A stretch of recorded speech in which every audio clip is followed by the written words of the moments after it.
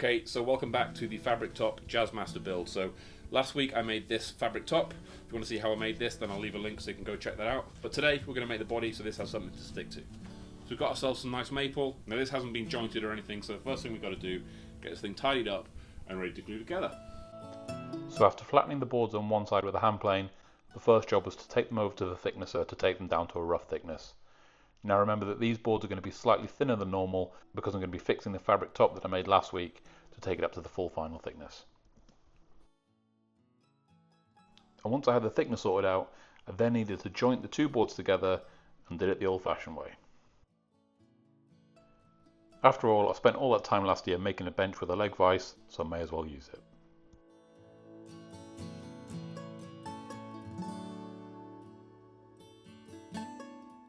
The great thing about doing it this way is if my plane's set up incorrectly and is not 100% flat, then I can just flip one piece around and the mistakes will cancel each other out.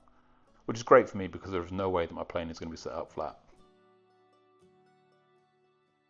With everything jointed up, it's just time to glue the boards together and leave it overnight to set. This is going really smoothly. I sure hope the rest of the build goes smoothly as this. I'm sure nothing could go wrong.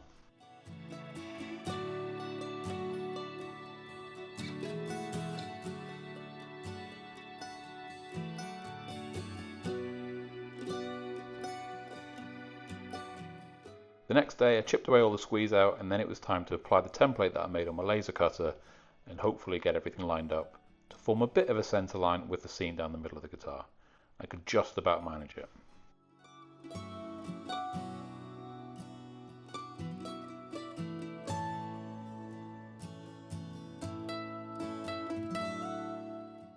Now as this is only stuck down with double-sided tape, I thought I'd give myself a little bit of a reference line in case anything slips so that I can find my way back to the centre again.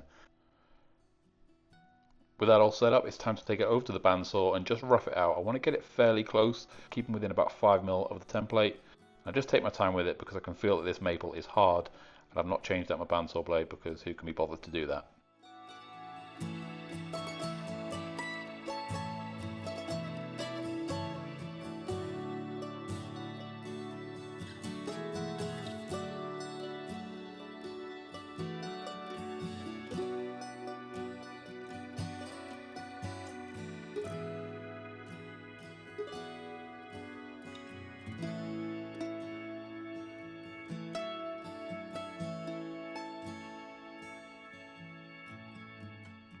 So I was pretty happy with that, got nice and close to the edge of the template, but was I close enough?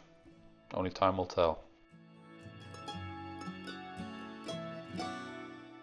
So to start off with, I took it over to my router table just to then line everything up with the template, but my viewing angle wasn't great. I could feel this wood was really hard and maybe the router wasn't quite powerful enough, and routers give me the heebie-jeebies at the best of times, so I decided I was going to switch and go to a more powerful handheld router just because I wasn't really happy with what I was getting the results here.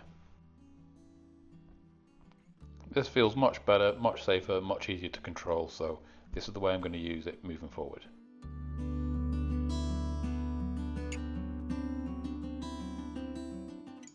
That's not a rat, that's my dog, Chip.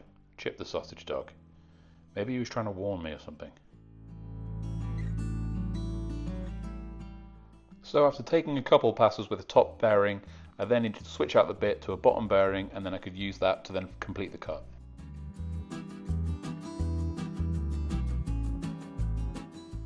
So just as I was thinking, well done you for switching out to the handheld router because you weren't happy with how the other one was working. You know, you're doing this properly, you're taking your time. Good job. It's not like you, but good job. And just when everything was looking like it was all going swimmingly, bang.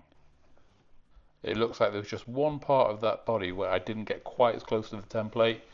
The bit then dug in a little bit and it took the corner off the piece of wood. Luckily everything's still held on slightly and this is really tough wood, so hopefully I can just cram it full of glue, clamp the leave and daylights out of it, and we can come back and visit this again tomorrow and see if we can get this finished off. Maybe while that glue dries I can walk off into the woods and find somewhere nice and quiet for me to go and scream.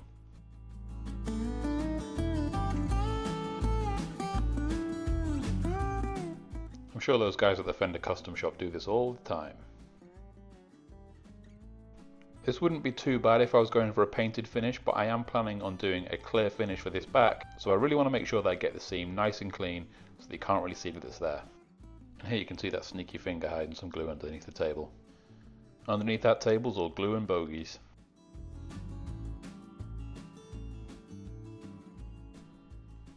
Ooh, there I go again. Anyway, cross your fingers. Let's hope this works. Please. So the next evening I came back and I was just trying to sneak up on that damaged area and work my way backwards to the cut. And obviously I'm not using the router backwards, I'm just taking small nibbles to work my way back to where the accident happened so that I don't have too much of a chunk to fly off.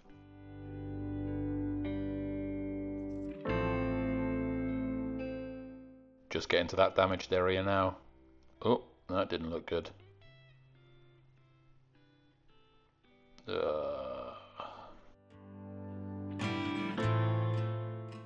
Well, it's better than it was, but there's definitely a ding there. So what we're going to do is I am going to put a gut cut on the back of this guitar because I do need it. So hopefully we will be able to cover that up when we carve out the gut cut on the back.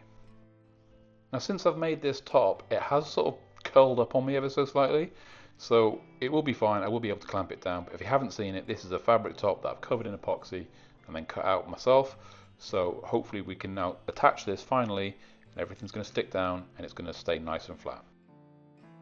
Now with that much glue, I was concerned that when I put clamps on, this top is going to slide around and everything's going to go slightly out of alignment. So I am just going to pop a screw through exactly where the neck pocket's going to go. So I'm going to be carving that out later anyway, so you won't see it down the line. And that should hopefully keep the top centered and in place while the glue sets up.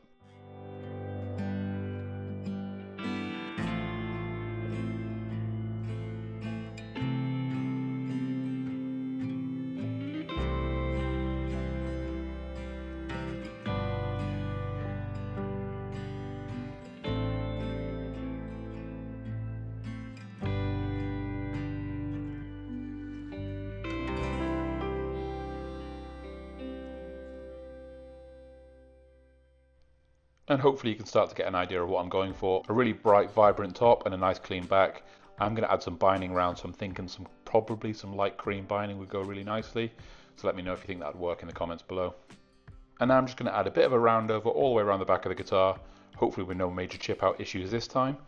It's not a crazy round over like you get on a Strat or anything like that. It's much more of a subtle round over that I've gone for on this one. And I figured it would be easier to do this first before I start working on the gut cut. It's going to be much easier to blend it all together afterwards.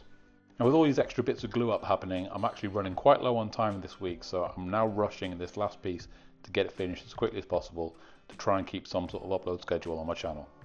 It's crazy how that little bit of rounding over on the back makes it start to feel like a guitar all of a sudden.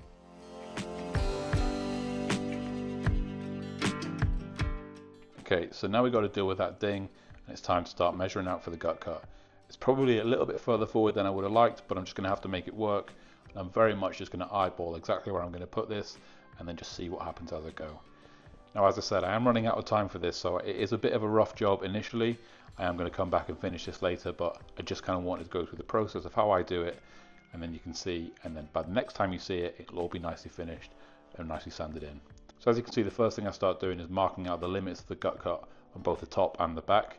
I then cut some notches with the Japanese pull saw and then can come back with a chisel to start notching them out. I've done this before and it was a really quick way to remove the material. Now, last time I think I was using ash. This maple is really hard and does not want to come apart. So it did take a little bit more effort this time, but we got there in the end. It just took quite a while. And yes, a Shinto rasp would also be great here. Every time I do this, I think I need to get a Shinto rasp, but I never end up getting one. So that is definitely on the cards very soon. And also, yes, I should have took the time to clamp things down properly onto the worktop, but I didn't, okay? Deal with it. But I did get to use my leg vise again, so that's good. So anyway, as you can see, we finally got there after a lot of sanding.